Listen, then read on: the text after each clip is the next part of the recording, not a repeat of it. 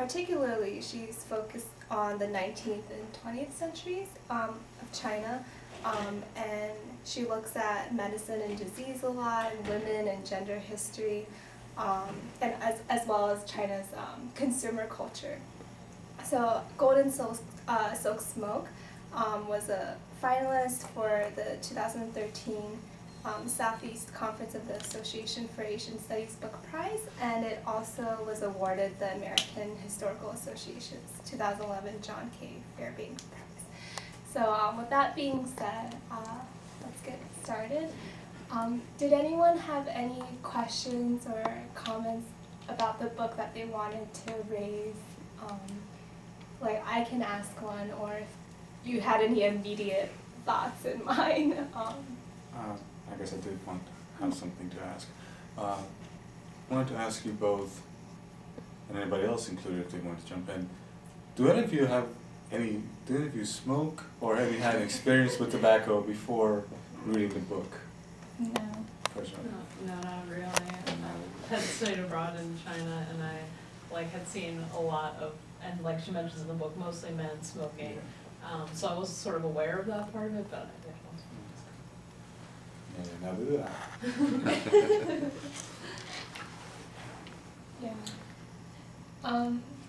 Yeah, so you brought up you would see mostly men smoking.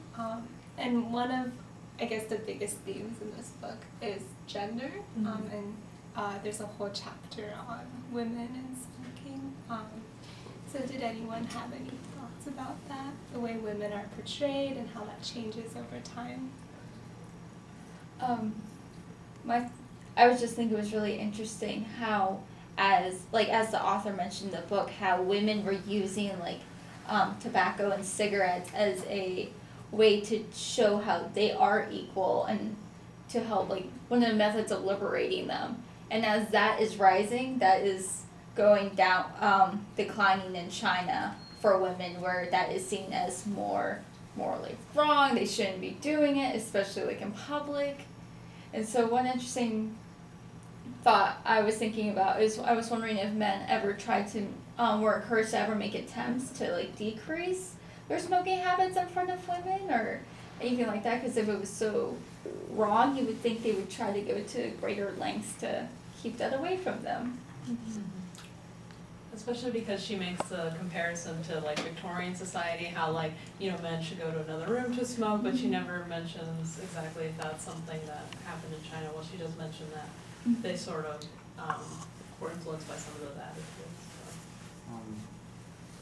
What Dr. Benedict does mention is that she heavily emphasizes on the fact that throughout the later 20th century, men were almost not so much encouraged to smoke, but it was smoking was seen as part of the macho culture of a real man does this, does that.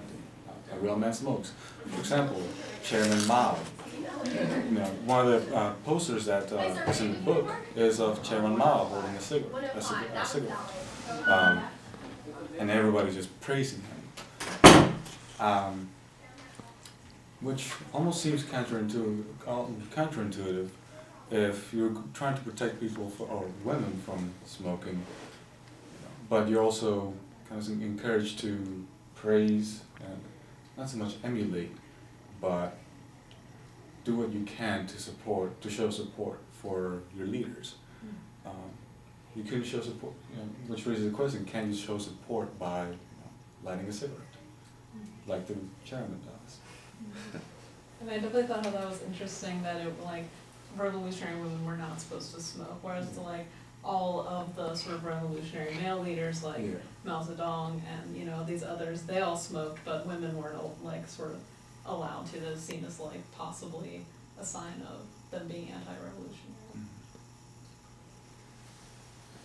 Which, as you said, was it's a very macho trait for men. So it's become so embedded, from the 20th century, armor for be such a masculine thing. It's hard to imagine them trying to create more health policies and more regulations and trying to raise awareness. At the end of the book, I was thinking that is going to be such a very, very hard challenge to try to encourage people not to smoke when they have such strong cultural and gender ties to this. I especially thought because she makes the connection between the Chinese government and the Chinese tobacco industry, and sort of in the end there, I thought that was really interesting how the government does sort of profit from this tobacco industry, so then they have this conflicting motivation, like, you know, maybe you don't want your citizens to smoke because it's not healthy, but then you're losing out on a lot of profits that you get from the tobacco industry. Fascinating. One thing that I do remember Dr. Benedict mentioning in the book is that because the government has nationalized the tobacco industry, in essence, the profit margins for tobacco are not great, or at least compared to American or foreign companies, but they still make but as he also mentions, China is the largest producer and consumer of tobacco. I believe 1/3 of all tobacco products consumed in the world were either grown or consumed in China, which, and especially because the government has nationalized this, they're making money off this. They don't really want to give this up. It's such a lucrative honeypot. Everybody's smoking it. You don't really have to advertise with cigarettes. How do you start smoking cigarettes? At home. You see your parents smoking, so you sneak a cigarette. Then you sneak another. Then you buy your own. So, and especially because Dr. Arnold mentions that tobacco started and still kind of remains a very micro or very local specialty. People smoke the local brand or the local product that is grown there. She even mentions over 1,000 brands until fairly recently, that were owned by the government in some way or another, or heavily regulated by the government in some way or another. They don't want to give this up. So, yeah, that's a big issue right now. And do you guys have any ideas of how they can overcome these vested interests? Because last semester in my econ class, I actually did a project on the tobacco state-owned enterprise in China, and you just find that, well, first of all, like Xi with his anti-corruption campaign, he is cracking down on a lot of SOEs, but one of the ones that they are leaving alone is the tobacco SOE, maybe precisely because it is so lucrative. But this makes it really difficult for health reforms to be passed. So, did you guys have any ideas of how or what changes could be implemented to fix this? I felt kind of like it would almost take a crisis, like, you know, like a health crisis, sort of, you know, 20, 30 years down the line, you know, you might have so many citizens with lung cancer, with all these other associated things that, you know, might just, either like the government, the health system will be sort of overwhelmed by all this, or like people will like see what's happening and sort of start a sort of popular campaign against smoking. That's just how I see it. I think for myself personally, and knowing so many people who do smoke, like, they do know the risk going into it, and then even like after the their decrease in health, they still see this as like, it was still kind of worth the deal. So I feel like for them, they're gonna have to find some kind of other alternative. Mm-hmm. So instead of just getting rid of it altogether, encouraging people not to smoke it, just to encourage perhaps the consumption of something else. So hopefully maybe the government can try to send new trends, like through movies and stuff, through a new type of product. The problem with that, however, is that tobacco is seen as a little luxury that can be afforded by, or that can be had by pretty much anyone. That's how, or part of the reason tobacco proliferated so much in China in the first place, because the lower classes saw that there's a little luxury that, you know, even though I'm a little farmer and I'm barely making any money, I can still go home and smoke a pipe and feel good. And it can be the same thing today. It can be seen as the same thing today. You know, would you rather somebody smoke a cigarette or even a pack of cigarettes a day, or would you rather they, drink a bottle of alcohol a day, or become addicted to pornography, since China does ban pornography, or so I guess tobacco can be seen as something that it's an addiction or a luxury that doesn't inhibit you from being productive, whereas alcohol, you cannot be productive while drunk or anything. Whereas you can just pull a cigarette and keep working or keep farming, and then just every once in a while take a puff.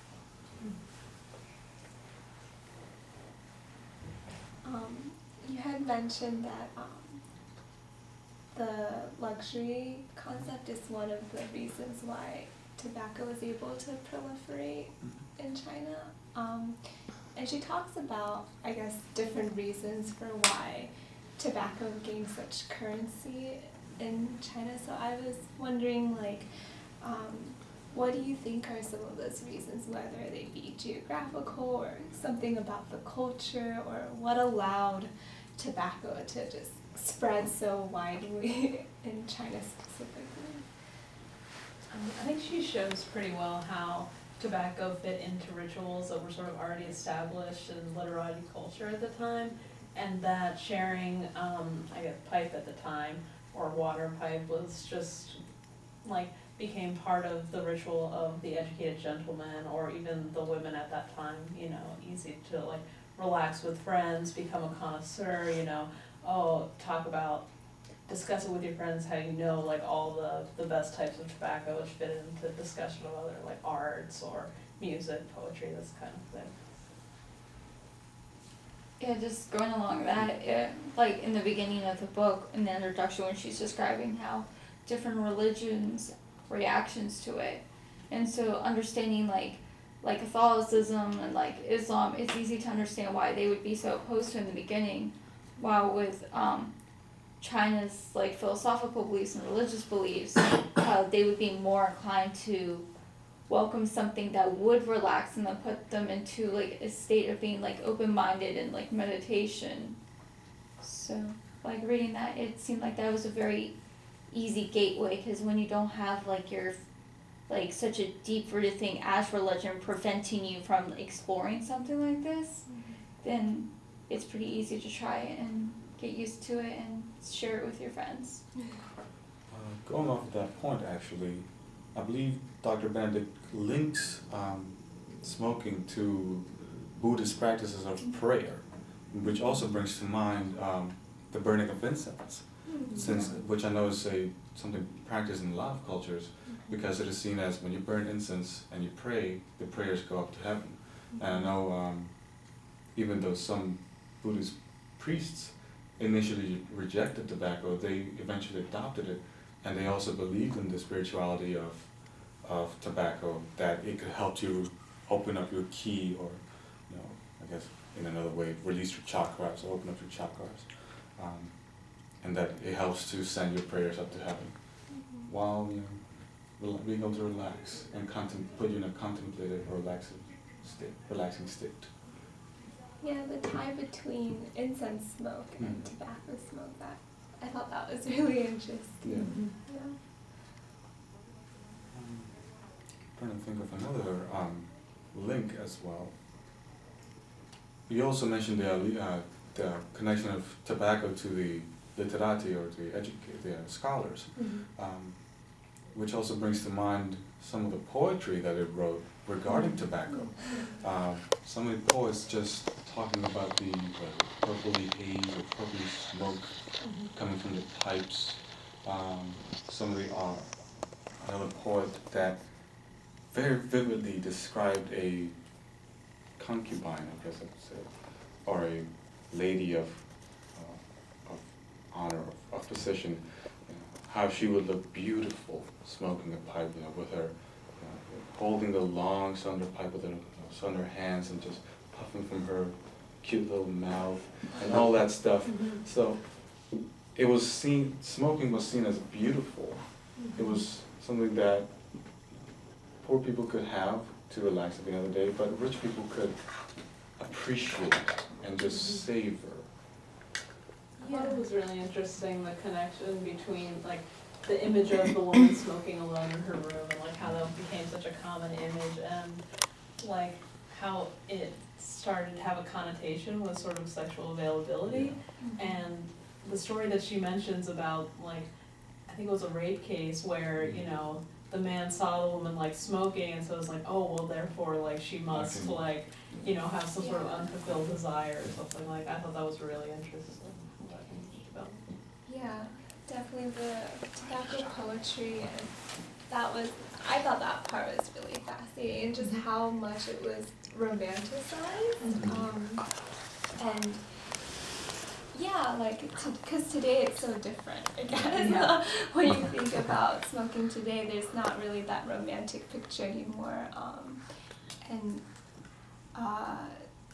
So what were your thoughts on, like, I guess the romanticization of smoking or smoke during this period, and why do you think it was that way, and why did it later change?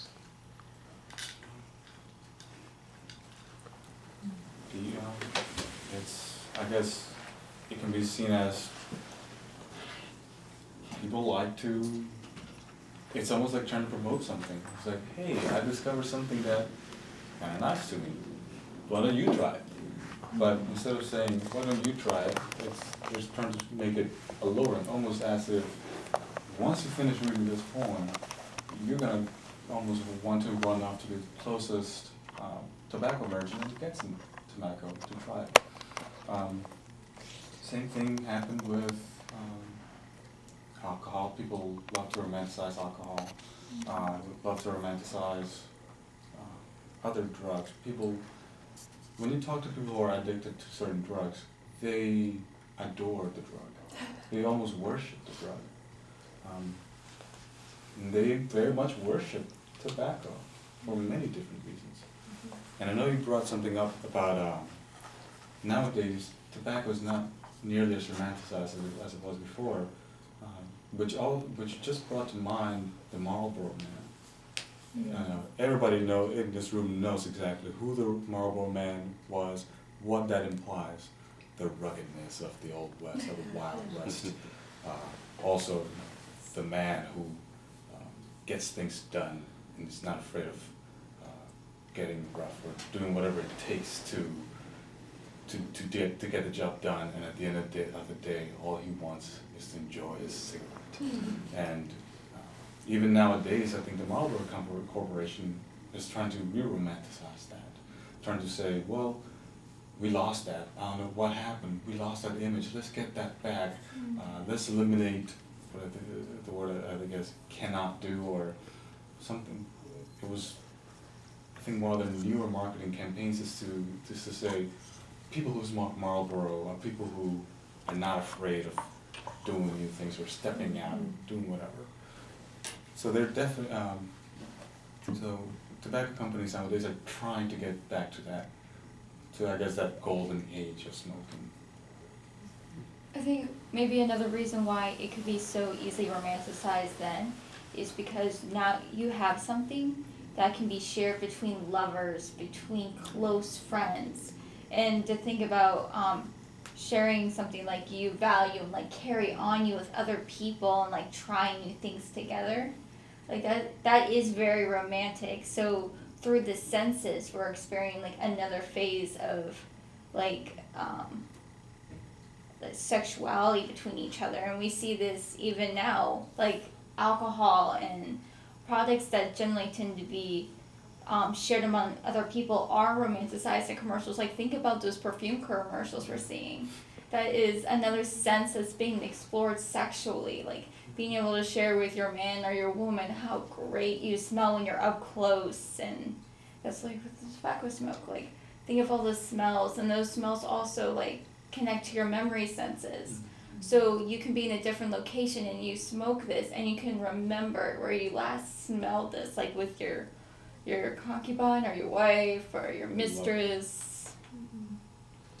So I'm hearing a lot like commercials and companies do this, so that makes me wonder how much of this romanticization is something deliberately done by businesses and how much of it is an organic process that comes from the individuals. And of course there's that gray zone where maybe people buy into advertisements and so forth.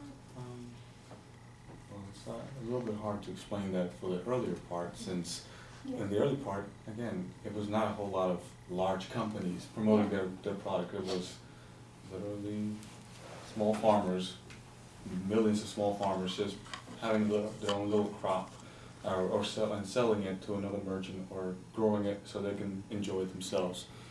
And then it was almost a word of mouth kind of advertisement, which is the most, I believe, the simplest and still one of the most cherished forms of advertisement.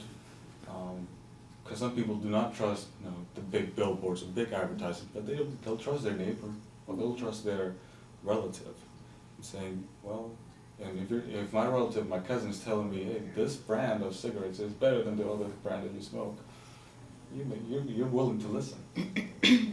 Or you say, well, look, stop drinking that alcohol, stop drinking that wine. Here's something that will make you feel good, and you won't feel a hangover afterwards.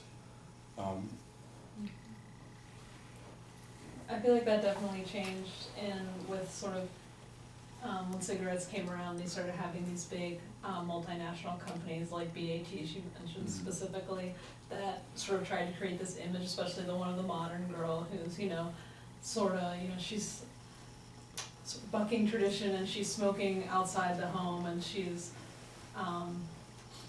sort of rebellious in a way, and very alluring kind of image, which actually sort of ended up backfiring, which I thought was interesting, because that made it sort of contributed to the fact that it was no longer respectable for women to do this sort of thing out in public, and therefore modern girl being sort of pejorative and being pejorative in a way. It reminds me of when I read about the modern girls here, the first thing I thought about was the flappers and then Benedict. Because that is an image that even to this day is still romanticized as well. The flappers who would go to parties and be decadent and meet all these people almost every day. And that image is sometimes sought after, like The Great Gatsby, the movie that came out not too long ago. People love that imagery of the girls who would dance and sing and kind of be a little rebellious, be a little rebellious or more than a little rebellious. But in China, it almost seemed as, okay, you can be this, that's fine, but you're not following tradition. What's wrong with tradition? Tradition seems to be such a great part of Chinese culture that trying to go against it is almost taboo. But she does mention, which I guess is one way of actually going back to the flapper image. Why is it that the flapper image is almost successful or almost worshipped? Not really worshipped, but adored here, whereas in China it's despised. I think one reason to that is based on male reaction and patriarch reaction. For the flapper generation, that was response to soldiers going overseas, because if I'm not mistaken, when the soldiers went overseas and they were introduced like to French women and French prostitutes, they did have this the flapper style. So when the men came home, they were desiring that. So the women kind of conformed to that, and like by doing that, that was also very liberating for them, because now they have they were modeling after these European women, and also because that's what the men were used to and enjoyed over there, they were willing to accept this. While, as you said, China is more traditional, so for a modern girl, that it has a recoil effect, that's not what I want from you. So when you have such a strong negative reaction, it's you either have to conform or face the consequences of choosing to be this modern image. And are those consequences even worth it? I think the issue with the modern girls is she was modern in the wrong way. Especially by the time the PRC was founded, she was modern, but she was bourgeois, she was Western, she wasn't a modern revolutionary, which is what came to be acceptable. So she she didn't care about politics. She wasn't interested in changing the country for the better, in modernizing the country. So she was modern, but she was modern just a consumer. You know, she wasn't politically active. So that's why she was more, I feel like, rejected in some ways than Flabber was, because what they were looking for modernity in China was, you know, building the country and making it stronger, and not just, you know, in stereotypical going to clubs and hanging out and having a good time. So. And that really reflects like the ideologies of these countries. While America is more individualist, more focused on the individuals and individual needs, while in more Asian countries it's the collectivist ideals, where it's for the good of the country, not for the good of the person.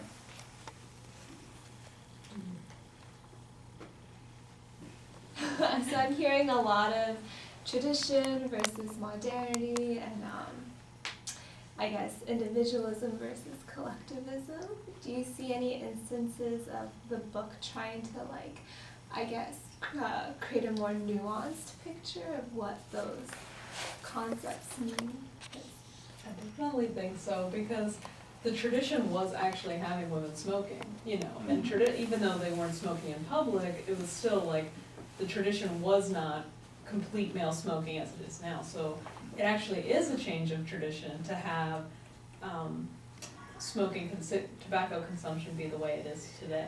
So I thought that was definitely a complication of tradition there. It was interesting that in one of the passages of the book, she mentions a emperor or a ruler who actually claims that he learned to smoke from his wet nurse while he was, you know, still feeble. Yeah. Yeah. Which emperor was it? Was that? I forget exactly which emperor, but that was really interesting to read, because Yeah. I remember early on in the beginning of the book, one of my original questions were like, what age were children starting to be introduced to this? And then when I was reading like at how young everyone was when they were starting to smoke, it was really astounding, because it was like as soon as they could learn to hold a pipe.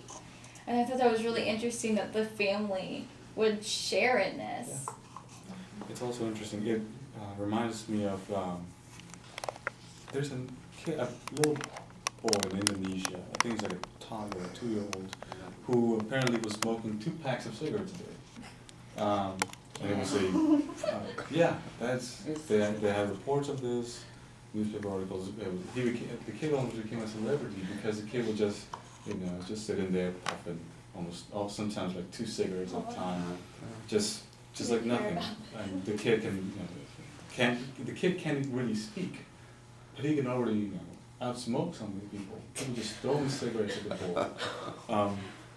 Which, if you bring that concept to the West nowadays, at least, of a kid, you know, smoking, you know, people complain about kids smoking when they're, you know, 12, 13, or 16, or even 18, and yet some people are even encouraging this. Youth smoking. There was another report of some cigarette stores being located right outside of schools, or like middle schools. And I think one of the reports even mocked the fact that, well, they would sell the cigarettes individually, but they kept the lighter on the string, just to show, okay, well, it's okay if the kids, you know, smoke, but they better not try and steal the lighter, which it seems silly. As from my perspective, it just seems silly. That would be like having availability to bullets, but then making sure you can never, like, don't reach for that gun. Don't reach for the gun. But here's the bullets. Have fun with it. Play with the bullets. They're nice weights.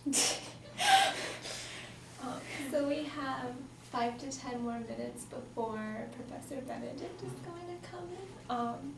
Were there any specific questions you wanted to ask her? We can. I have a few regarding if she has done any further research from her endpoint, since it was which was 2010, around 2010. 5 years have passed. A lot of developments happened in 5 years. I know one of the things she mentioned was that China was trying to evolve from a many little brands of cigarettes or of tobacco to a few select, almost trying to make a name brand like the West has. Again, everybody knows Marlboro or Camel, any of these big brands. And China was trying to do the same. And they were also trying to become more of an export because she mentioned in the book that Chinese tobacco apparently was very high tar, so it was not really suitable for export, for international markets, but they were trying to change that. I wanted to know if she had found that tide changing, if there was a national brand or a big brand now, if there were exports, Chinese tobacco exported. Has that been successful, Yeah. basically? Yeah, that's something I'd like to know. Yeah, and I do know the Chinese government, they actually restrict advertisements on cigarettes because this will discourage private enterprises Yeah. from, becoming successful. Yeah. So this tightens their Yeah. control. Actually, I did want to ask everybody who's read the book, what did you think of the book? Did you think it was a good, did it offer a good narrative, good insight into the book? Do you think she did a really good research on the book? Out of all the history books I've read, this was, the way it was written was really enjoyable. Like, there wasn't a spot where you would start to, like, get distracted easily. Like, it was all so interesting in the way she not only, like, presented the information, but how she incorporated it using, like, the literature at that time and, like, accounts from other people. And one other thing I liked is how she tried to cover all the possibilities. Like, for example, like, how did tobacco get integrated into China? I just loved how she tried to cover, like, all the bases there. But at the same time, I was left, like, kind of wanting more, like, a bit more, like, facts to, like, what's more plausible, like, which one, maybe, like, what do you think the evidence is pointing to the most, kind of way. So I really like how this is really interesting, and the fact that it's really engaging to where you want even more information to better understand it. For sure, like when I looked at the title of the book, I wasn't completely sold, like, history of tobacco, okay. Right. But I mean, she totally caught my attention. I had no idea that there was so much that could be involved in this, and all the different areas she drew from seemed like she was using a lot of different sources, which was really fascinating. So. What I really enjoyed about the book is that she really showed her research. She really she quoted a lot of older historians. She tried to find, if not first primary sources, at least reliable secondary sources. She went out of her way to say, here I may not be able to have the actual documents in my hands. I may not have been able to look at the documents, but I went out of my way to look at those people who did, and see who did the best job at presenting this information. What I really also liked is her thesis. Her thesis is essentially tobacco was brought to China as a foreign product, but some of the other foreign products, it truly became integrated into Chinese culture to the point that it became Chinese. Every iteration of tobacco consumption became Chinese, even including cigarettes. Even though cigarettes had the biggest challenge of all, everything became ultimately Chinese, and she really goes out of her way to show why that could be true or why that could not be true. But ultimately, she shows that no matter how you look at it, tobacco became Chinese. Tobacco is, Chinese people see tobacco as their own thing.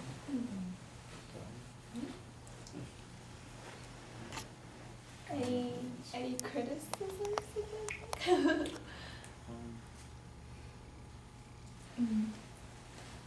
I don't think it's a criticism. It's just like an inquiry on my part. Like at the very end of the book, she mentions statistics in modern China about surveying young girls in high schools and if like the percentages of them smoking.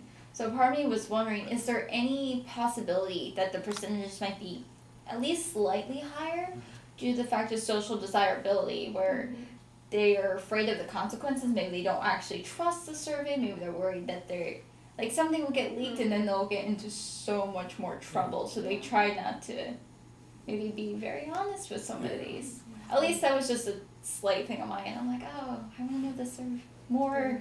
Yeah, and you can ask her Yeah. when she comes.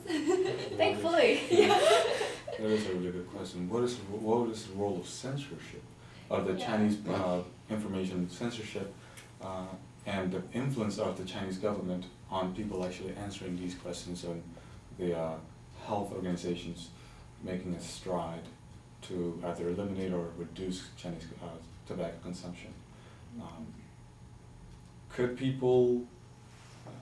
these numbers be real? Could they be completely manufactured? Just like a lot of information that comes from China is just completely manufactured and unreliable. Could some of these numbers, some of these figures, be unreliable as well? Right. I personally would have liked to see more on sort of the PRC era, because I mean the book says 1550 to 2010, but I felt like the majority of it was like 1550 to like 1700, and like comparatively very little time was spent on sort of the 1900s and the 2000s. Like she just flew through the 2000s in one chapter, and I would have liked more detail. Yeah. There's a nebula. Yeah, those are all great questions and points. So we can take a 5-minute break while I go get her. But there are bathrooms on this floor and water, so I will be back soon. Let's do the first half. Great. We had a great 40-minute discussion. Okay. Good. Do you have questions for me, or? Do you smoke? I think once when I was 13, I tried to puff on a cigarette, and just it was so repulsive. I was like, oh, I don't want to do this. So you probably didn't read the preface. That's always fun to do when you're, reading books, to find out kind of the personal story behind it. My father was a cardiac surgeon. So in my home, there was all these diagrams and stuff about, what smoking will do to the physiologically. So that was impressed upon me at a very early age. So no. But I tried to be like a lot of people who study the history of tobacco. As you might imagine, this is a topic that raises hackles in some circles, right? So a lot of historians of tobacco try to be balanced and, not try to take too strong a position one or the other. Others, like Robert Proctor, who's a professor at Stanford University, who's written a book called The Golden Holocaust. Wow. You can imagine what that book is like. He is very much an advocate, an anti-smoking advocate, and he really goes, he's an American historian, and he really goes after the tobacco industry. So, yeah. Other questions? Criticisms? Or?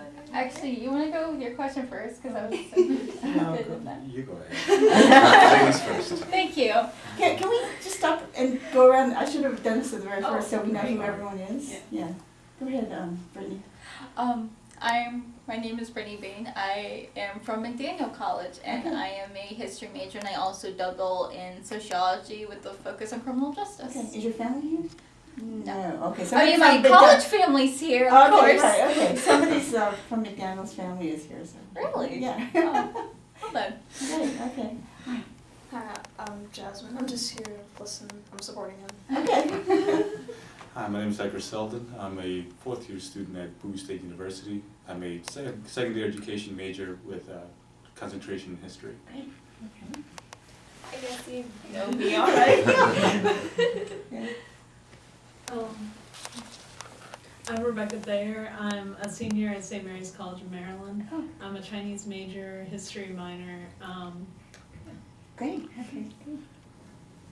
George Soshin, I'm an associate professor of history at Bowie State. Great. Eugene Craig. I'm a student, senior history major at Bowie State. Great. Tamara Brown, Associate Professor at Bowie State. Sydney Coburn, graduate from Bowie State. Oh, great, okay. All right, wonderful, and I guess you know who I am. Okay, so, go ahead. Yeah. Oh, Brittany, Oh, sorry. Yeah.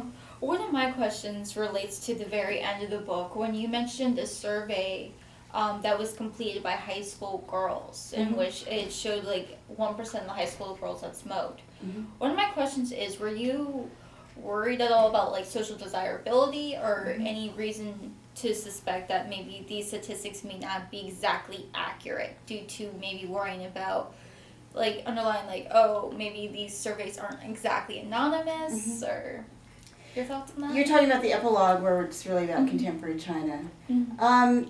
Well, so I didn't dig too deeply, as you saw, it was more like an epilogue bringing it up to the present. I didn't dig too deeply in this book into contemporary trends. And as a consequence, I probably didn't do due diligence in terms of looking at those surveys to see, how they were based, what their underlying assumptions were, and so on. However, I would say that there has been a lot of epidemiological public health work done in China. There's a very vibrant tobacco control movement in China. And so, triangulating different surveys, I think it's fairly trustworthy. The statistics about the rates of smoking and so on have been done by many different agencies, and they all kind of end up in that 1 to 3% of women smoking kind of range. So, no, I didn't dig into the data. That wasn't my primary focus, but I do think that they're fairly representative. Now, that said, I think that the demographics of smoking in China, it depends who you are, where you are, what age you are. So there's a lot of things that those aggregate statistics don't really bring out in terms of differential rates of smoking. And that would be really interesting to dig into and look at further. If implied in your question, are more women and girls smoking before? Is it going up?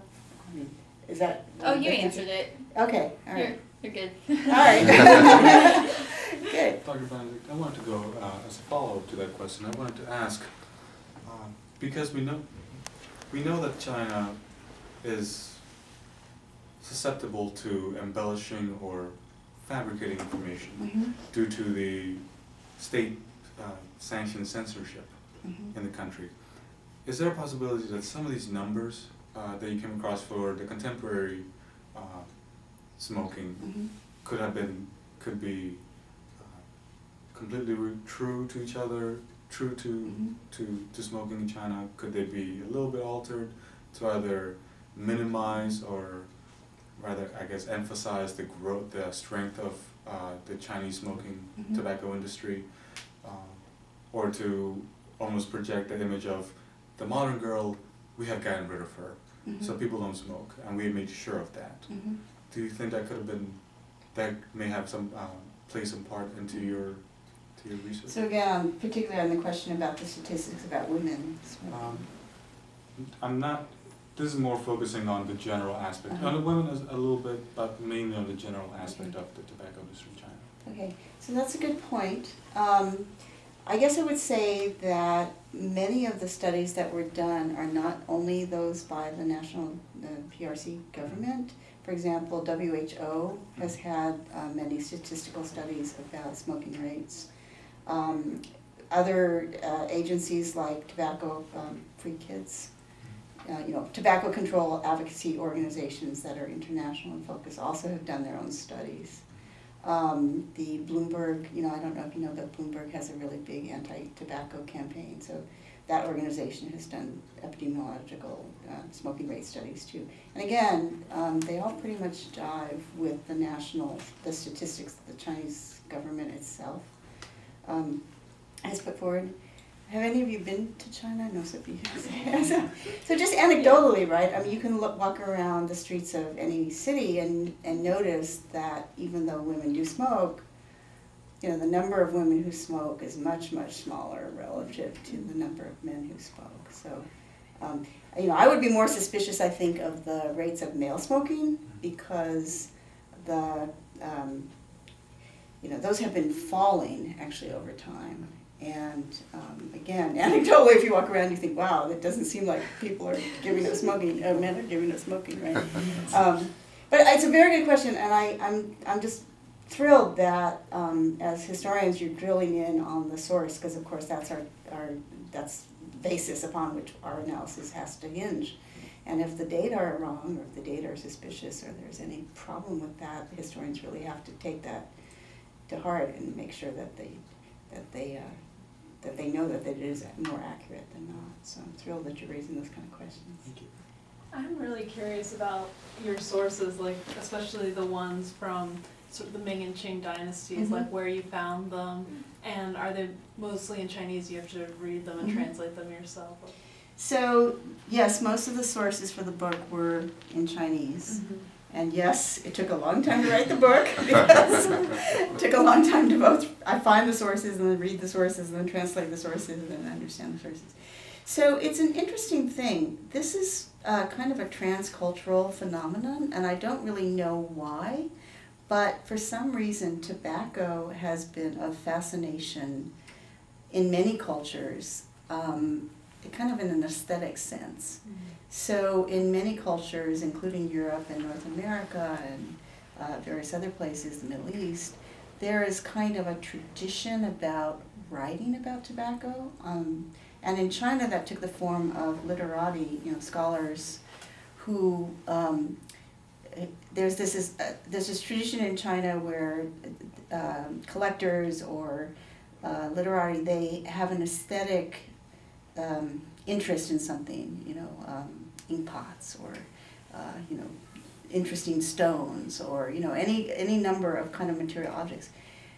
Tobacco fell into this phenomenon so that the literati developed a tradition about writing about the aesthetics of smoking. And so there's a very rich corpus of written materials about tobacco that I was able to draw on. Then there's another phenomenon, which is that tradition of literati collecting aesthetic pleasures of smoking continued into the 20th century. So bibliophiles would collect these texts into anthologies. And so there's this huge number of materials that are in large collections about tobacco. We have that same phenomenon. The New York Public Library has a collection about tobacco collected by, again, people who had this passion for tobacco. And so if you go to the New York Public Library and want to study tobacco in Europe or in North America, there's this huge collection of materials written historically. So that's the kinds of things that I drew upon. There were a lot of gaps, things I wish existed, things like market reports, who's trading, what are they trading, how much are they selling. I mean, it was really hard to get at not only the consumption figures for the Ming Qing period, how much people were smoking tobacco, how much was being sold and so on.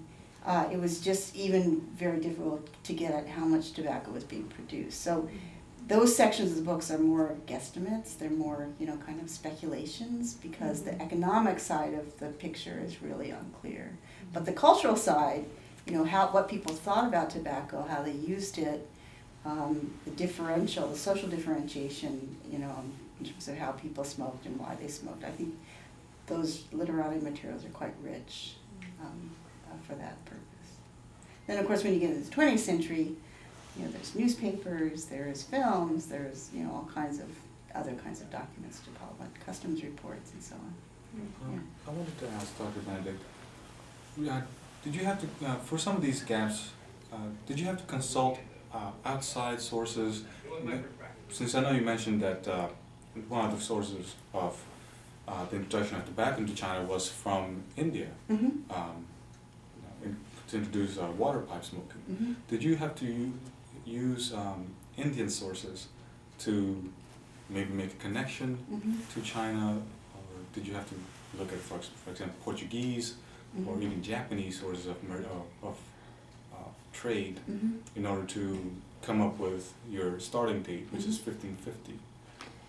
Yeah, so, that chapter about the kind of the diffusion of tobacco globally, I did have to draw on the work of other scholars, because again, there's a very rich literature on tobacco in other cultures. So the history of tobacco in India has been written by people, the history of tobacco in the Middle East has been addressed. I mean, so, people working on different major world regions have done this.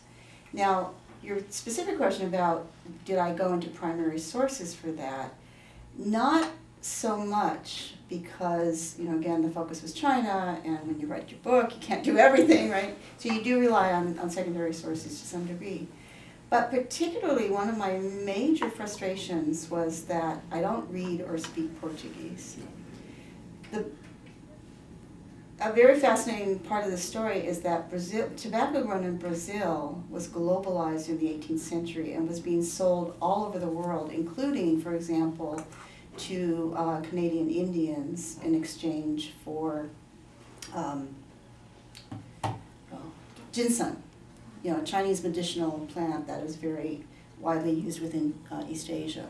So the Jesuits and other traders would trade Brazilian tobacco for Canadian ginseng, and then those traders would take that to China, right? So there's this global trade that's going on. Well, that's a fascinating story, right? Why is Brazilian tobacco the most globally traded commodity, or at least the most globally traded form of tobacco in the 18th century? And the frustrating thing for me is I knew that the Portuguese archives, the Brazilian archives, have just tons of information about this. The kind of economic data that I was saying is missing in my report. Well, I don't read Portuguese. And I did, for an early article, I did have a colleague who does read Portuguese help me do some translations. But at a certain point, that would be a project that would be I'd have to go and work with other scholars on that. Another example would be there was a very vibrant trade between Russia and China. In Siberia, people in Siberia preferred Chinese tobacco to any other tobacco. And so one of the earliest forms of commerce between the emerging Russian Empire in the 18th century and then into the 19th century was this it seems like the volume is huge, this very vibrant trade between China and Russia across the border. Well, a lot of those sources, again, of which there are very prolific materials, are in Russian, or they're in Mongol, or they're in Manchu. Now, as a Chinese historian, I suppose I probably should know either Manchu or Mongol, but I don't, right? But I had a graduate student tell me that he's working in the Outer Mongolian archives. He said, trade in tobacco is like all over the local archives. You can find so much stuff about the tobacco trade if you read Mongolian, right? So, if you are planning to go on into graduate school, that's one thing to keep in mind is, what kind of projects are you going to be doing and what languages would you need to be trained in to actually fulfill your particular project, your particular research study. Did you actually travel to China, for example, to find some of these sources in order to, I guess, expand on the sources and be able to conduct a more accurate narrative? Well, for this particular book, my first book, I did do a lot of archival work in China, and I've lived in China and traveled to China quite a bit. But this particular book, as you know from having read it, it's a kind of a broad brushstroke kind of book. It's kind of up above a bird's eye view in many ways, across many, many centuries. And so the need to go into local archives, which is what the purpose of going to China would have been, was not as pressing as for another kind of book. And as I mentioned earlier, a lot of these materials are collected, that I used, are collected in anthologies which are published. So I used a lot of things from here. I did go on a research foray and I did check some things in China and so on. But for this particular project, most of my work was done actually at my house, because with the wonders of the internet and the interlibrary loan system at Georgetown, I was able to get most of my materials actually delivered here. I did a lot of traveling to archives and to particularly to library collections here in Europe and then some in China. But it wasn't an archivally based project as such. Now, I hope it raises some questions and issues and so on that somebody, like the student who found these materials in Mongolia, could say, wow, the Chinese-Russian tobacco trade is really a vibrant and interesting project, and there are local archival materials one could get, on site. So I hope somebody actually shows that I'm wrong and increases the accuracy by using those kind of local archive materials. Yeah. Yes. The participants in a roundtable discussion were required to read certain chapters. Mm-hmm. The chapters not required to read were 2, 4, 6, and 7. I was wondering if you could comment on any of the material there. I have to look at my book. Sorry, I should have brought my own copy. So 2, 4, 4, 6, and 7. Okay. No, excuse me, 2, 4, 7, and 8. 2, 4, 7, and 8. Okay, so chapter 2, I kind of talked about this a little bit already. That was an effort to describe how, once it arrived in China, you read some of you read the chapter on how it got to China. But chapter 2 is, once it got to China, how did it become indigenized? How did it become a vital part of the Chinese domestic economy? How did it take off so that it actually was grown in China and cultivated throughout China? So it's a kind of expansion of production consumption story. Chapter 4, I'm glad you didn't read it because that's probably the most specialized chapter in the book. I'm a historian of medicine and disease, and I got interested in this project, as I first said, because of an interest in health consequences or health effects of tobacco. The book doesn't have much about tobacco and health in it, but that chapter 4 is about classical Chinese ideas about tobacco, both as a medicine and as a poison, because they had both ideas from the very beginning, that it was both detrimental to health and it was beneficial to health. And so they fitted into the classical Chinese medical ideas. And that chapter is really addressed towards historians of Chinese medicine, which is a kind of specialized field, and unless you know the theory of Chinese medicine, it's kind of hard to follow. But it's a fascinating story because the Chinese physicians, from the very first, they recognized that this could kill. Oh, wow.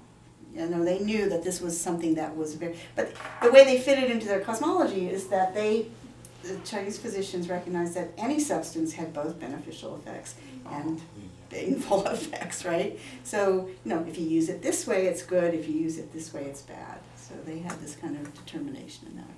And then the other chapters were 7? 7 and 8. 7 and 8. So chapter 7, there's this switch where pipe tobacco is replaced by cigarettes, or it begins to be replaced by cigarettes. And I guess some of you read the story of how transnational tobacco companies came into China in the 19th and 20th century. Chapter 7 is picking up on the story of, who used cigarettes in the 20th century, why was there a social differentiation of cigarette use. And the basic argument there is that there's a tendency to assume that once British American tobacco began selling cigarettes in global markets around the world, everybody started smoking. And in fact, the story is much more complicated because it was perceived, it came in as a commodity. Cigarettes came in as associated with the West and with urbanization and with industrialization. So only certain people in China elected to smoke cigarettes. That was one part of it. It was a socially differentiated commodity. And then the other thing is, cigarettes, even though they were cheap as commodities, they were beyond the reach of most of the population. So cigarettes actually did not become the predominant mode of tobacco consumption in China until the 1970s. It didn't actually replace. So that's the story of that chapter. Is don't assume that just because a transnational company shows up to sell products that it's going to take off like that. A lot of people did smoke cigarettes, but. And then chapter 8 actually is my favorite chapter. Well, no, I like the Modern Girl chapter, but chapter 8 was so much fun because, as I was saying earlier, there was this tradition of writing about smoking, that is continued in the 20th century by modern writers. And there's this incredible literature about smoking among Chinese male authors like Lu Xun and, well, anybody, pretty much anyone who's anyone wrote something about smoking.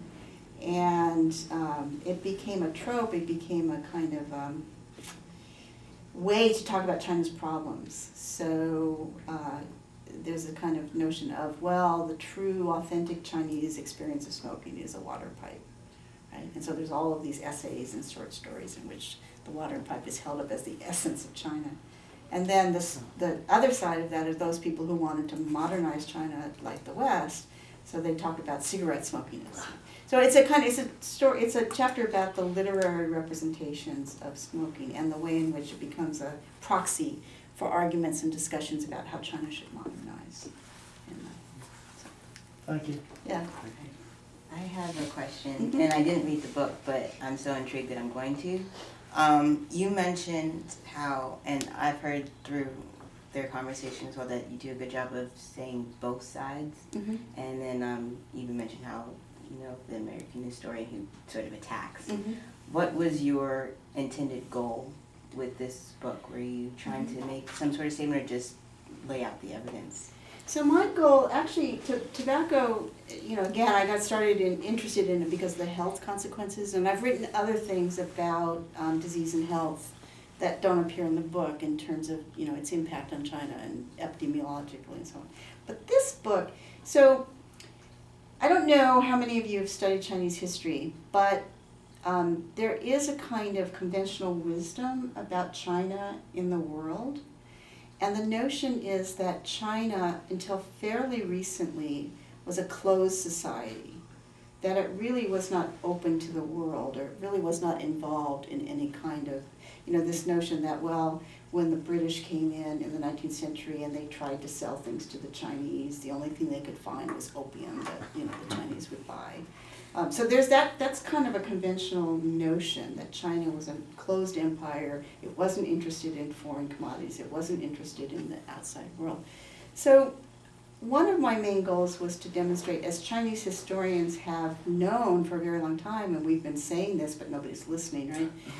That China, in fact, was a very cosmopolitan empire from very early on. And even though it went in and out of periods of time in which it was more internally focused, the general course of Chinese history has been to be engaged in the world and to actually be a major player and actor in the world. And so part of the story is about globalization, early modern globalization, and the fact that China was, to me, the story of tobacco is phenomenal because, as you're saying about India and so on,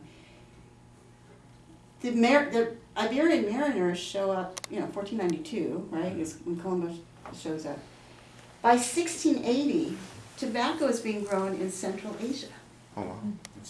That's a long period of time, but that's really phenomenal. And it's being grown in southeastern China by 1602, and I'm pretty sure it was grown there earlier than that, right?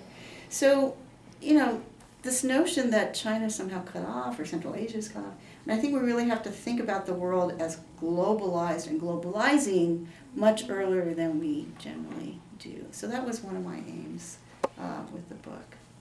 Yeah.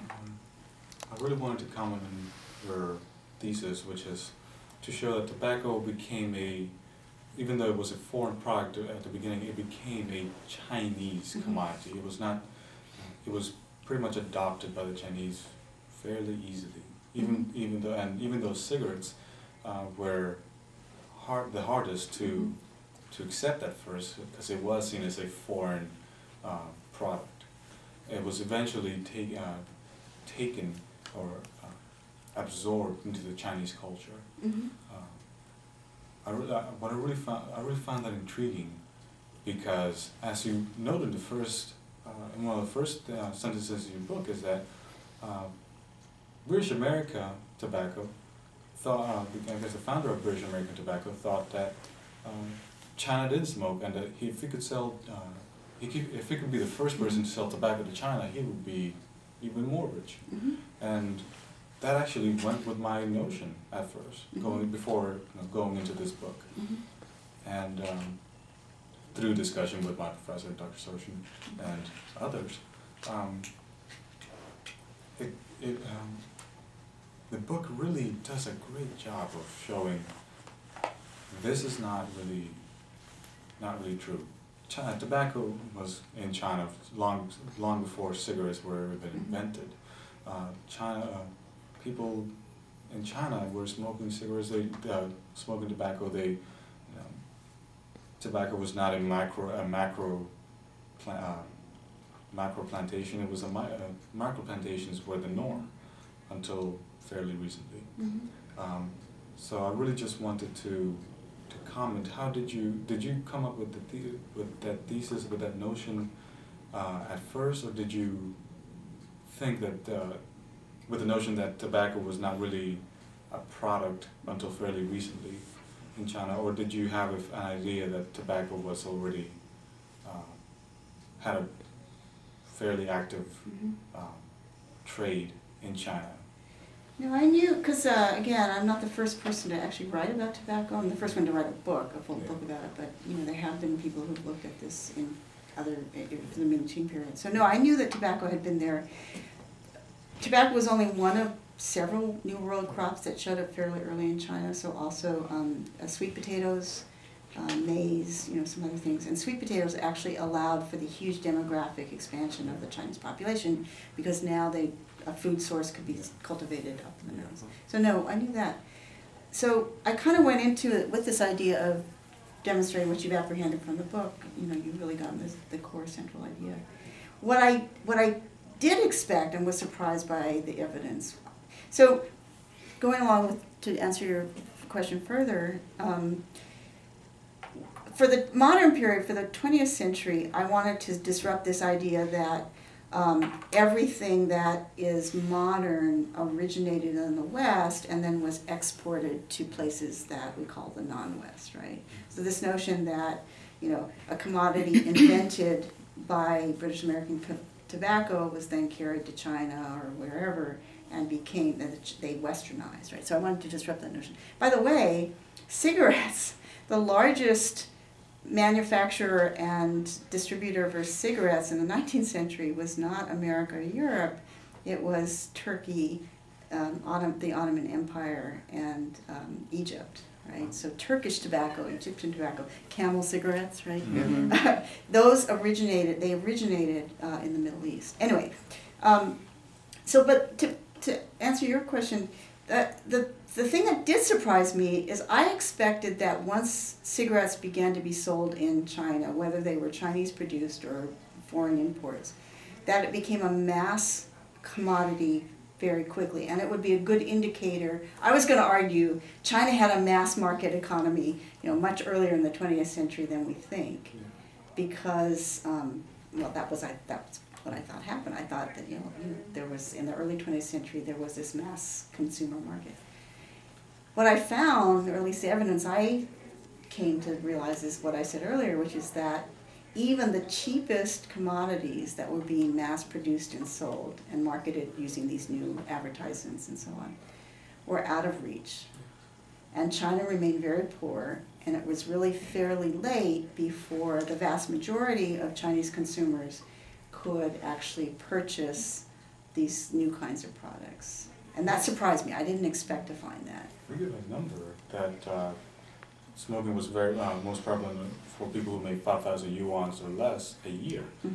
When I looked that up, at least for current numbers, it was like $800 a year. I don't know if there's much of a difference if we account for inflation, but that is still a ridiculously small amount of money. I know people that could not survive on $800 a month. Well, you'd have to go look at the cost of living and those kind of things too. But yeah, I was just surprised that I would have expected it to be more widespread. Cigarette smoking as a phenomenon, I expected it to be more widespread earlier than the data seems to indicate. So of course now, everybody can afford cigarettes, and now it's so their cigarette century actually has lag behind the US is because, people really started smoking, really started smoking cigarettes, which Robert Proctor points out, cigarettes are pernicious because you can draw them very deep into your lungs, the smoke very deep into your lungs. And so lung cancer rates, have skyrocketed in China in the last 3 decades. Do you think maybe because that progression has been so late, maybe they're just late in the tobacco cycle where they'll get to the point where they say, oh, this is bad and we need to cut back? Yeah, there is, as I said, there is a very vibrant tobacco control movement. Unfortunately, the Ministry of Health, which is overseeing the tobacco control efforts, is very small, limited in resources, and they're up against the Ministry of the Industry and Commerce.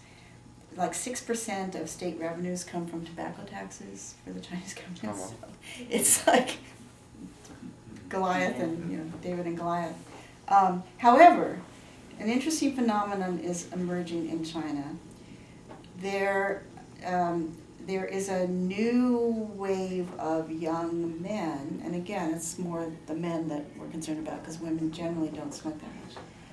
There's a new emergence of young urban men who are saying it's not cool to smoke, right? It's uncivilized, it's backward to smoke. This is, of course, in keeping with other cultures where it's become increasingly something that people don't do, right? So I don't know, if that will take off. I don't know, if that will spread. But it's interesting. The book talks about how, in the beginning, cigarette smoking was an urban cosmopolitan phenomenon. So if you wanted to be sophisticated and cosmopolitan, you'd smoke a cigarette. Now, increasingly, it's like, oh, that's what the peasants do. That's what the backward rural people do. And so, there's a class and social division there.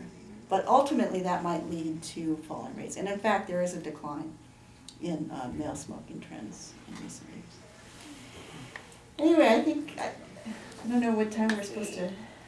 Yeah, we're exactly noon right now. Oh, perfect. Thank you all so much for reading the book and for your very, very thoughtful comments. And of course, the book is out, so I can't change it, but if you had criticisms or things that you think I should have done differently, I welcome your comments by email. Let me throw in quickly.